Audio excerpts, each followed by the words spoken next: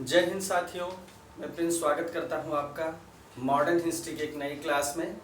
दोस्तों, modern history में हम पढ़ेंगे संवैधानिक विकास, भारत के संवैधानिक विकास के बारे में पढ़ेंगे और ये देखेंगे कि कौन कौन से अधिनियम और चार्टर एक्ट पारित हुए जिन्होंने जो है भारत का संवैधानिक विकास आगे बढ़ाया। उनके मूल प्रावधान क्या थे, वो कब पारित हुए, उनकी क्या विशेषताएं थी, वो जो है सुधारवादी थे या प्रतिबंध लगाने को लेके थे। ये सारी चीज़ें हम लोग संवैधानिक विकास में देखेंगे। तो दोस्तों, क्या टॉपिक है? भारत का संवैधानिक विकास। ठीक है, भारत का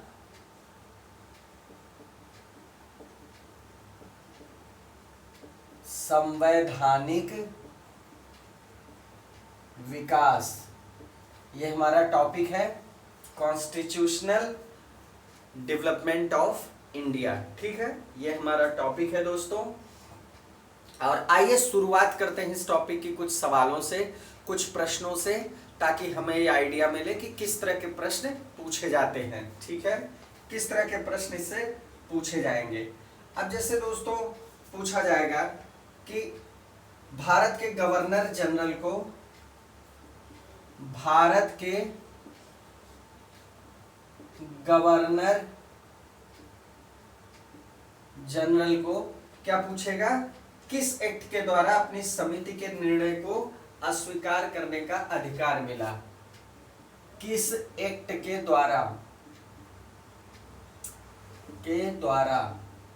ठीक है, किस एक्ट के द्वारा अपनी समिति के निर्णय को, अपनी समिति के निर्णय को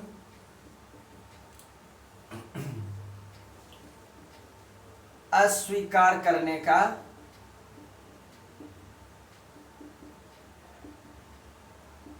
अधिकार मिला। ठीक है, किस एक्ट के द्वारा उसे अपनी समिति के निर्णय को अस्वीकार करने का अधिकार मिला? ठीक है, ये हमारा प्रश्न होगा। ठीक है, क्लियर? तो अब दोस्तों, अगर आपने अधिनियम पढ़ा है तो आपको पता होगा कि जो है 1786 में जो अधिनियम पारित किया गया, 1786 में ये अधिनियम पारित किया गया। इसी के हिसाब से क्या हुआ, वो अपनी समिति के निर्णय को क्या कर सकता था? अस्वीकार कर सकता था। वो बाध्य नहीं था कि उसको माने। ठीक है, क्लियर हुआ?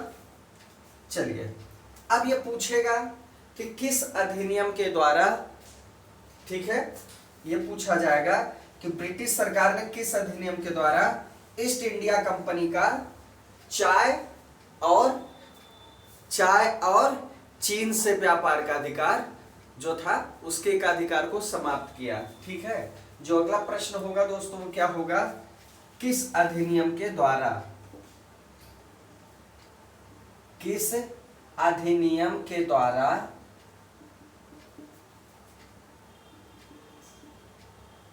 ब्रिटिश सरकार ने east India company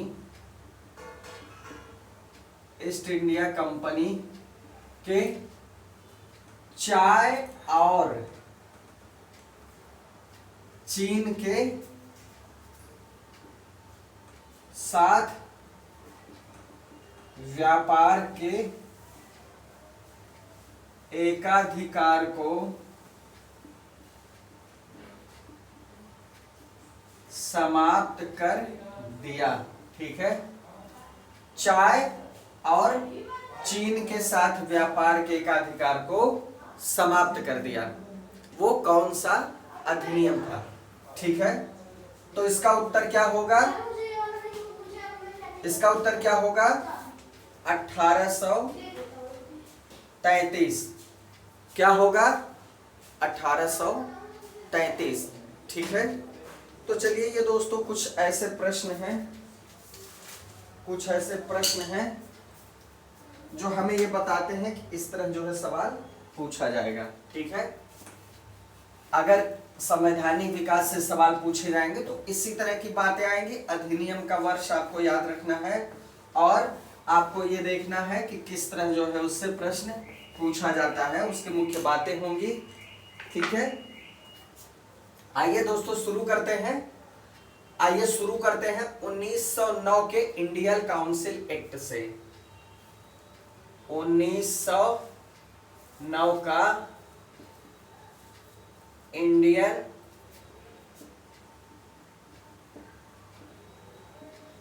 council act. ठीक है, 1909 का इंडियन काउंसिल एक्ट।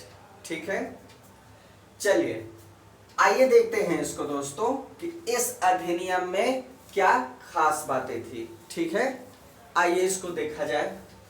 अब दोस्तों इसमें क्या होता है, ये जो है सबसे कम समय तक चला। ठीक है, ये सबसे कम समय तक चला। ठीक है, सबसे कम समय तक ये अधिनियम चला। दोस्तों इसके बारे में रैमजे मैकडॉनल्ड ने एक स्टेटमेंट दिया था। 1909 के अधिनियम के बारे में रैमजे मैकडॉनल्ड ने क्या किया था, एक स्टेटमेंट दिया था। रैमजे मैकडॉनल्ड ने कहा था, क्या कहा था इसके बारे में, ये सुधार प्रजातंत्रवाद और नौकरशाही के मध्य एक अधूरा और अल्पकालीन समझौता था। ये सुधार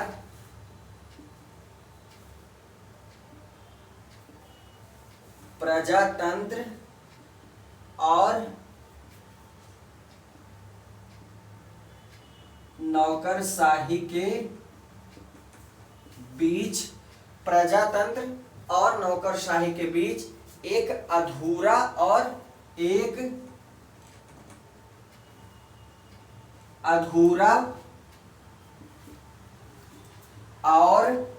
अल्पकालीन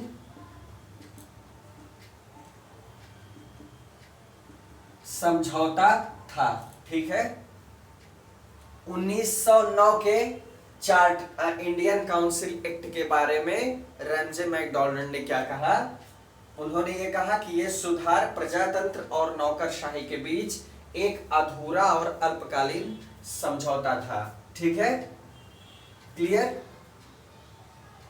अब देखिए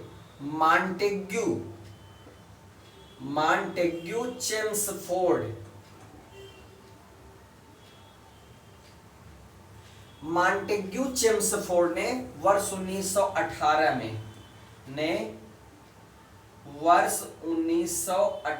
में, ठीक है दोस्तों, वर्ष 1918 में प्रस्तुत अपनी रिपोर्ट में एक अनुशंसा की थी।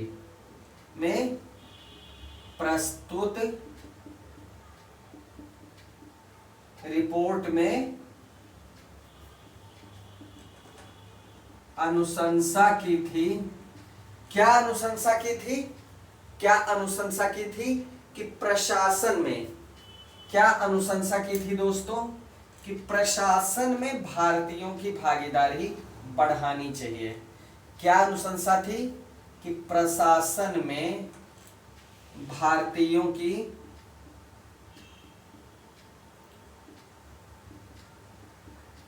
भागीदारी बढ़ानी चाहिए। ये अनुशंसा की थी मॉन्टेग्यू चेम्सफोर्ड ने 1918 में, कि जो है अब प्रशासन में वो समय आ गया है कि प्रशासन में भारतीयों को ज्यादा से ज्यादा इंगेज किया जाए, उनकी भागीदारी को बढ़ाया जाए। ठीक है, उनकी भागीदारी को बढ़ाया जाए। ठीक है, और इसी के साथ और अनुशंसा थी इनकी, मॉन्टेग्यू चेम्सफोर्ड ने इसी के साथ और अनुशंसा ये की थी सिविल सर्विस के एग्जाम के विषय में। ठीक है, सिविल सर्विस के एग्जाम के विषय में क्या अनुशंसा की थी कि सिविल सेवा परीक्षा इंग्लैंड और भारत दोनों में एक साथ आयोजित कराई जाए। सिविल सेवा परीक्षा इंग्लैंड और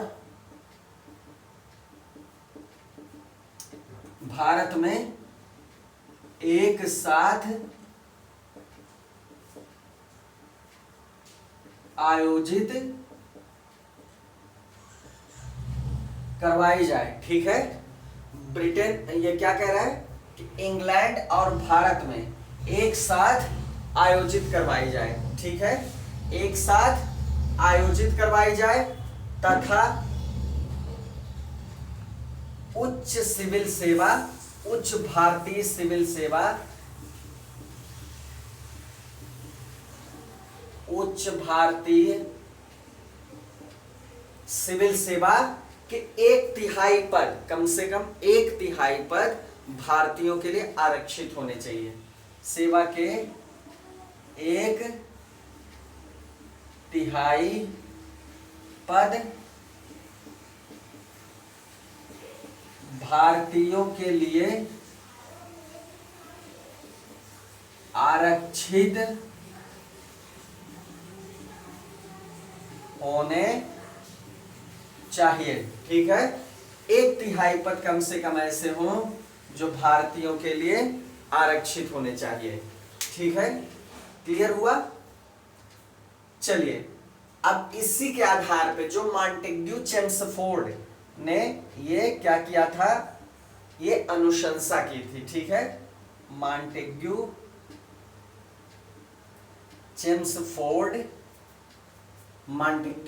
चेम्सफोर्ड की संतुष्टि के आधार पर ही, ठीक है, फोर्ड की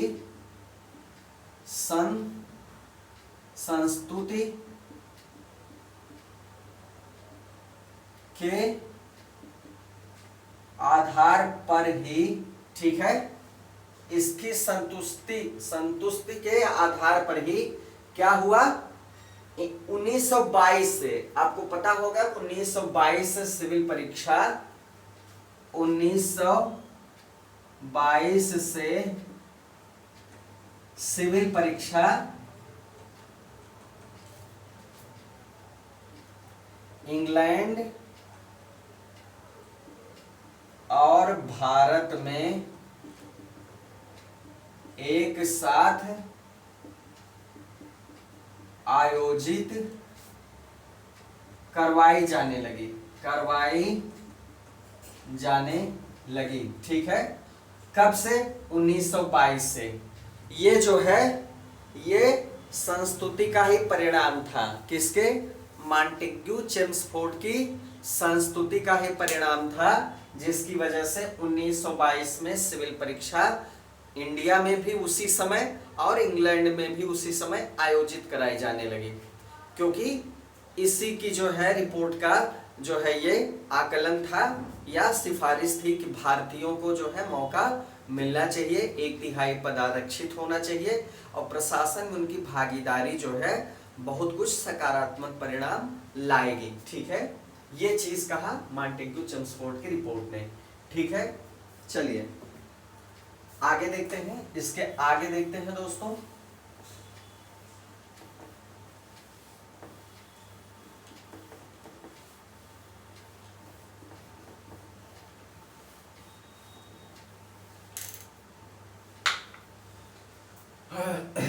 एचिसन आयोग। अब एक आयोग आता है दोस्तों, एचिसन आयोग।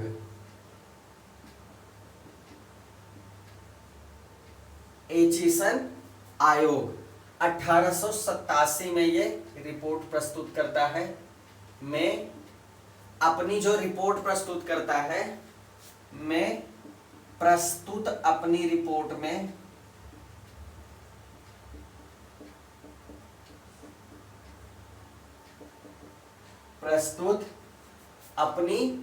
रिपोर्ट में यह अनुशंसा की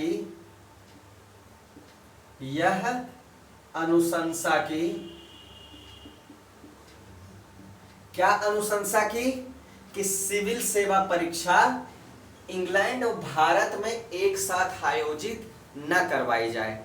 मॉन्टेग्यू चेम्सफोर्ड ने क्या किया? मॉन्टेग्यू चेम्सफोर्ड रिपोर्ट में यह अनुशंसा की गई कि भारत और इंग्लैंड में एक साथ आयोजित करवाया जाए, लेकिन एचिसन आयोग ने क्या किया? इसने अपनी रिपोर्ट में यह अनुशंसा की कि क्या हुआ, क्या कि जो है सिविल सेवा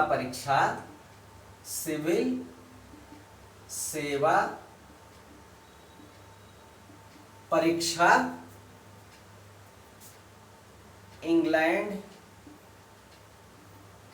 और भारत में एक साथ आयोजित नहीं कराई जानी चाहिए। मतलब ये 1887 की बात है, मतलब ये उस समय उसने अनुशंसा की थी। और मॉन्टेग्यू चेम्सफोर्ड की जो रिपोर्ट थी ये 1918 में ये संस्तुति करती है कि ये परीक्षा दोनों जगह कराई जानी चाहिए। ठीक है, मतलब ये बात खारिज हो गई। ठीक है, ये बात खारिज हो गई। क्लियर हुआ दोस्तों?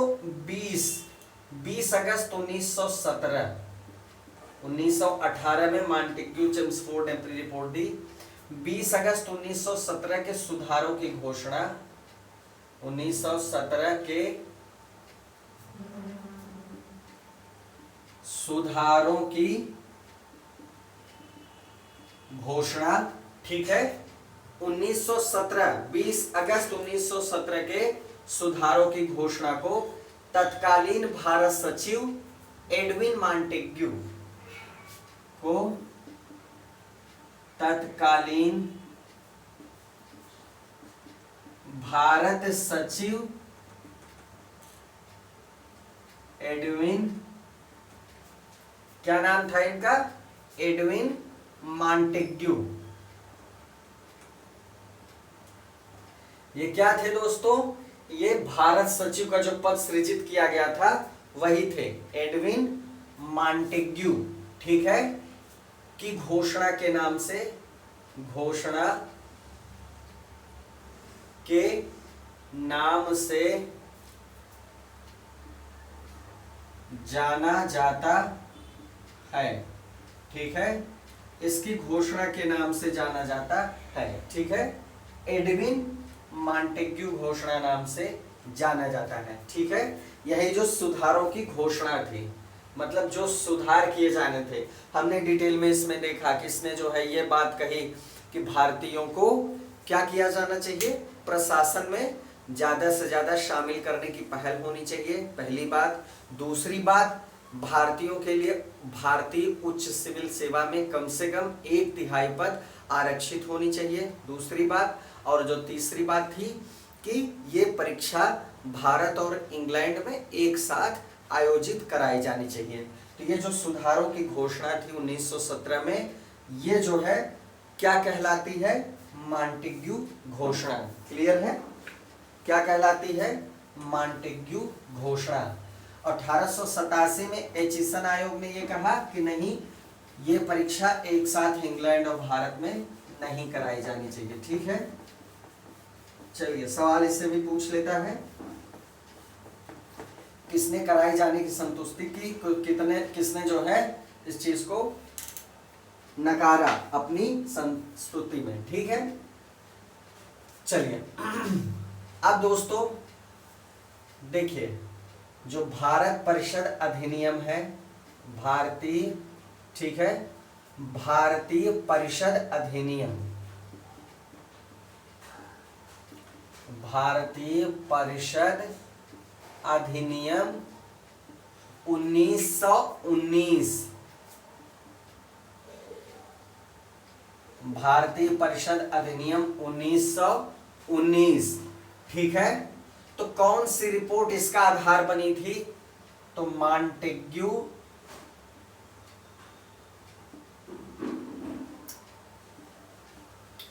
चेम्सफोर्ड मॉन्टेग्यू चेम्सफोर्ड रिपोर्ट जो है इसका आधार बनी थी इस अधिनियम का, ठीक है, जिसमें आपको पता ही है कि मॉन्टेग्यू क्या थे, मॉन्टेग्यू अलग थे, चेम्सफोर्ड अलग थे, ठीक है। मॉन्टेग्यू क्या थे दोस्तों, ये भारत सचिव थे, और चेम्सफोर्ड क्या थे, ये वायसराय थे,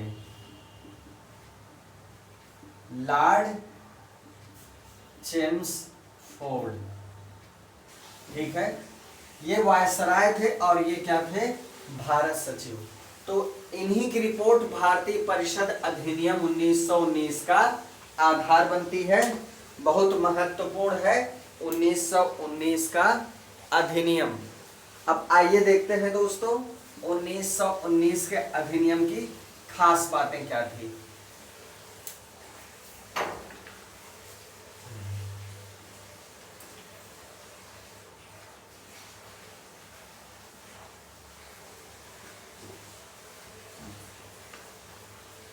उन्नीस सौ 19 के अधिनियम की खास बातें क्या थी। तो 1919 में जो है क्या किया गया, इस अधिनियम के अंतर्गत प्रांतों में द्वैध शासन का प्रारंभ किया गया। बहुत ही इंपॉर्टेंट है दोस्तों,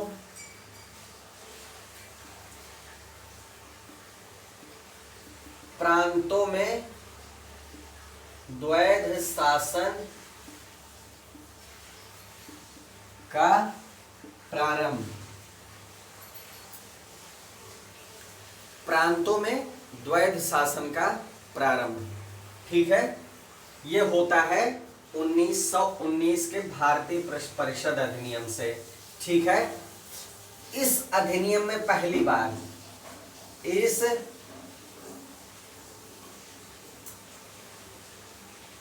इस अधिनियम ने पहली बार उत्तरदायी शासन शब्दों का प्रयोग किया, ठीक है। इस अधिनियम में पहली बार क्या, उत्तरदायी शासन,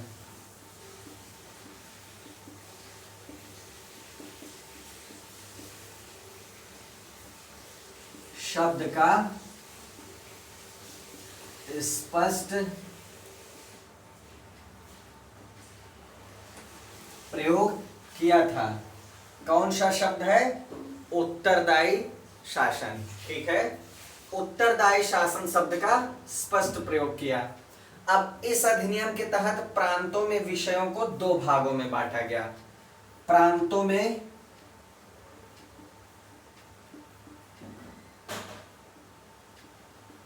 विषयों को दो भागों में बांटा गया, ठीक है। प्रांतों में विषयों को दो भागों में बांट दिया गया, ठीक है, दो भागों में बांटा गया, ठीक है। किस किस चीज में, आरक्षित में और हस्तांतरित में, आरक्षित में और हस्तांतरित में,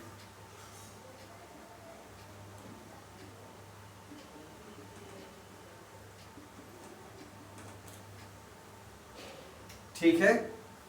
एक था आरक्षित, दूसरा था हस्तांतरित, ठीक है। चलिए, दो विषयों में बांटा गया। अब दोनों का अलग अलग हम देखेंगे क्या मतलब था।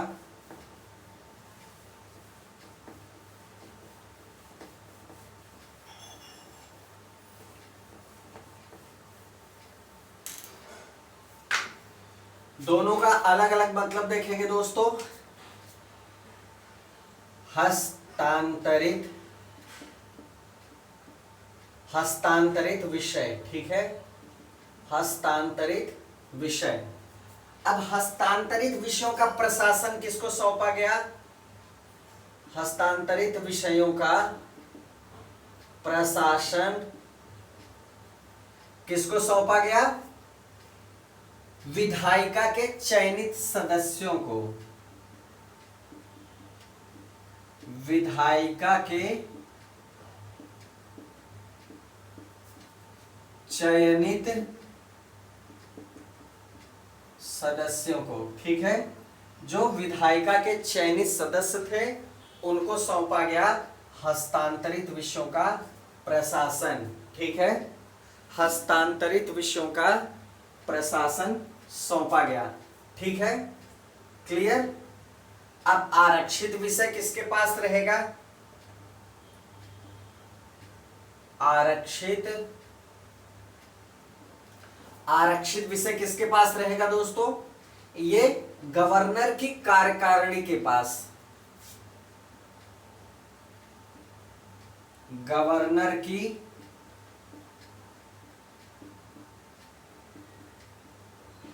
कार्यकारिणी के पास। आरक्षित विषय गवर्नर की कार्यकारिणी के पास रहा और हस्तांतरित विषयों का प्रशासन किसके पास रहा? विधायिका के चयनित सदस्यों के पास रहा, ठीक है।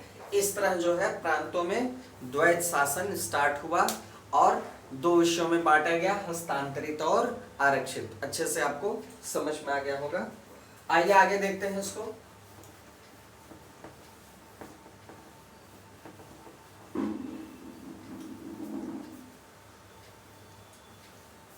ठीक है। अब 1926 में क्या किया गया? वर्ष 1926 में क्या हुआ?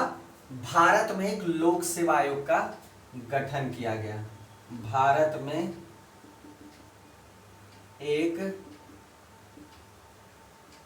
लोक सेवा आयोग का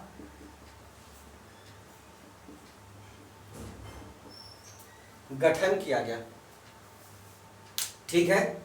भारत में क्या किया गया? एक लोक सेवा आयोग का गठन किया गया, ठीक है। लोक सेवा आयोग का गठन किया गया 1935। अब 1935 में क्या हुआ? वर्ष 1935 में क्या हुआ? ध्यान देने की बात है।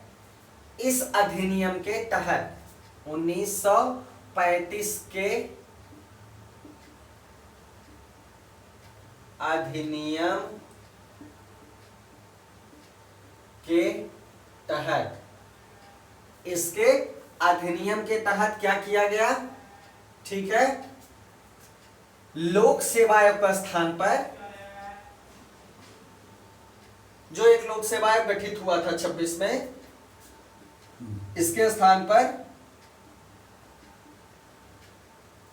लोक सेवा आयोग के स्थान पर संघीय लोक सेवा आयोग का गठन किया गया। किसका गठन किया गया? संघीय लोक सेवा आयोग का गठन। मतलब अगर प्रश्न पूछा जाए कि लोक सेवा आयोग का गठन कब किया गया, तो 1926 में किया गया। संघीय लोक सेवा आयोग का गठन कब किया गया? 1935 में किया गया। कब किया गया? 1935 में। 1937 ने क्या किया? 1937 में क्या हुआ? 1937 से क्या हुआ? संघीय लोक सेवा आयोग ने, जो ये 35 में गठित हुआ है, संघीय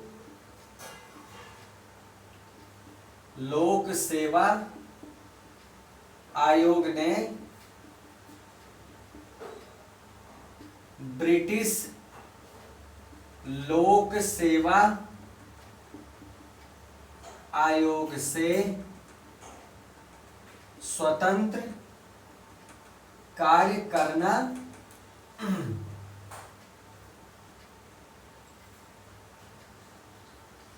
प्रारंभ कर दिया। ठीक है। 1937 से क्या हुआ? संघीय लोक सेवा आयोग ने ब्रिटिश लोक सेवा आयोग से स्वतंत्र कार्य करना प्रारंभ कर दिया। ठीक है। उससे अलग होकर इसने कार्य करना प्रारंभ कर दिया। ठीक है, क्लियर। अब देखिए, जब दोस्तों 1950 में संविधान लागू हुआ, 1950 में जब संविधान लागू हुआ तब इसका नाम यूपीएससी हो गया। ठीक है, आइए देख लेते हैं इसका नाम कैसे बदला। पहले इसका नाम क्या था? 1950 में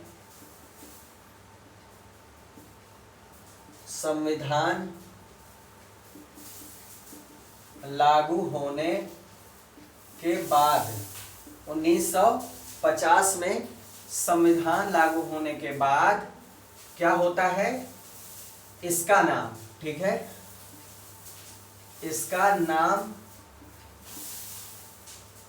नाम संघीय लोक सेवा आयोग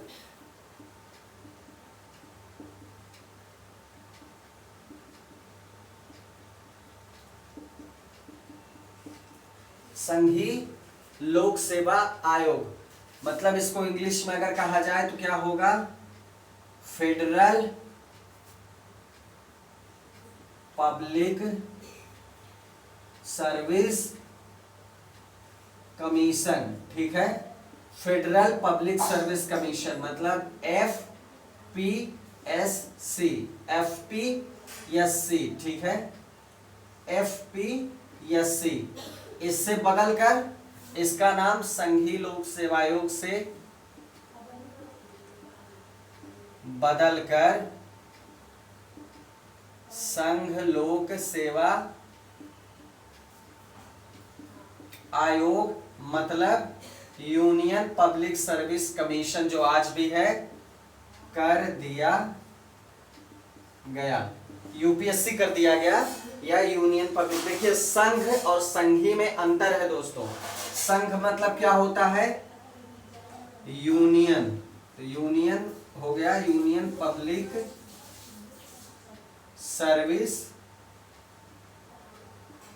कमीशन, समझे? ठीक है, यूनियन मतलब संघ होता है, फेडरल मतलब संघीय होता है, दोनों में ये अंतर है। तो 1950 में जब संविधान लागू हुआ तब क्या कर दिया गया? इसका नाम FPSC से बदल के UPSC कर दिया गया। ठीक है, वह क्लियर हुआ? चलिए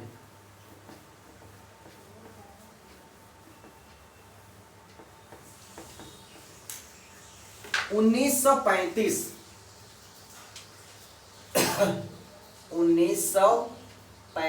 का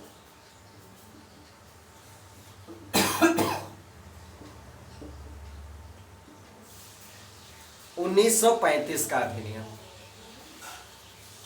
अब 1935 के अधिनियम के अंतर्गत क्या किया गया? 1935 के अधिनियम के अंतर्गत और क्या किया गया? चलिए, भारत में सर्वप्रथम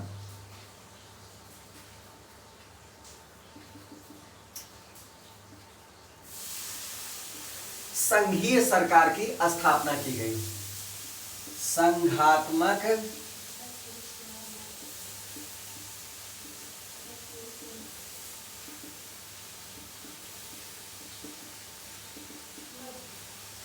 भारत में सर्वप्रथम क्या किया गया? संघात्मक सरकार की स्थापना की गई। किस अधिनियम के अंतर्गत? 1935 के अधिनियम के अंतर्गत। ठीक है, 1935 के अधिनियम के अंतर्गत 1935 के अधिनियम के अंतर्गत क्या हुआ? सर्वप्रथम संघात्मक सरकार की स्थापना की गई। अब ये जो फेडरल गवर्नमेंट स्थापित की गई दोस्तों, इसमें क्या क्या चीजें शामिल थी? ये ब्रिटिश भारतीय प्रांत, इसमें क्या क्या शामिल थी?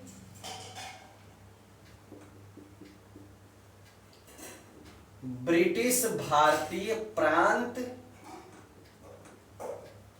और भारतीय रियासतें। ठीक है, जो सम्मिलित होना चाहती थी। ठीक है, जो संघ में शामिल होना चाहती थी वो रियासतें, और ब्रिटिश भारतीय प्रांत, इनको मिला के संघात्मक सरकार की स्थापना की गई। ठीक है।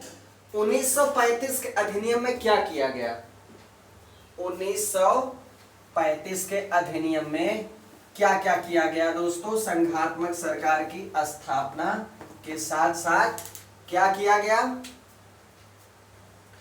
प्रांतों में द्वैध शासन समाप्त करके, प्रांतों में द्वैध शासन समाप्त करके, प्रांतों में द्वैध शासन समाप्त करके प्रांतों को स्वायत्तता प्रदान की गई। प्रांतों को स्वायत्तता प्रदान की गई, और केंद्र में द्वैध शासन लागू किया गया। केंद्र में द्वैध शासन लागू किया गया। कहां लागू किया गया? केंद्र में द्वैध शासन लागू किया गया। ठीक है। मतलब प्रांतों को क्या मिल गया? स्वशासन मिल गया। प्रांतों को क्या मिल गया? स्वशासन मिल गया, या क्या कह सकते हैं? ऑटोनॉमी मिल गई। ऑटोनॉमी मिल, ठीक है, ऑटोनॉमी मिल गई। ठीक है, क्लियर हुआ? चलिए, आरक्षित और हस्तांतरित का भेद समाप्त हो गया। आरक्षित और हस्तांतरित, ये सारा भेद क्या हो गया? खत्म हो गया। अब जो है वो आराम से ऑटोनॉमस होके अपना प्रशासन कर सकते थे। ठीक है, क्लियर हुआ? चलिए, ये हो गई प्रमुख बातें 1935 के अधिनियम की। 1935 के अधिनियम की। अब इसके आगे बहुत सारे डेवलपमेंट्स है दोस्तों, वो हम अगले वीडियो में कवर करेंगे। तो आज के वीडियो में इतना ही। आज के टॉपिक में जो चीजें आपने पढ़ी समझी वो बहुत ही महत्वपूर्ण है। 1909, 1919 और 1935 ये बहुत ही महत्वपूर्ण अधिनियम है। इनको आप अच्छे से पढ़िएगा और जरूर जो है तैयार करिएगा। यहाँ से प्रश्न बहुत पूछा जाता है। ठीक है, इस टॉपिक के मोस्ट इम्पॉर्टेंट जो है एक तरह से जो है एक्ट है, ठीक है, अधिनियम है। तो दोस्तों मिलते हैं फिर अगले वीडियो में अगली जो है चीज़ों के साथ। तब तक के लिए जय हिंद, जय भारत।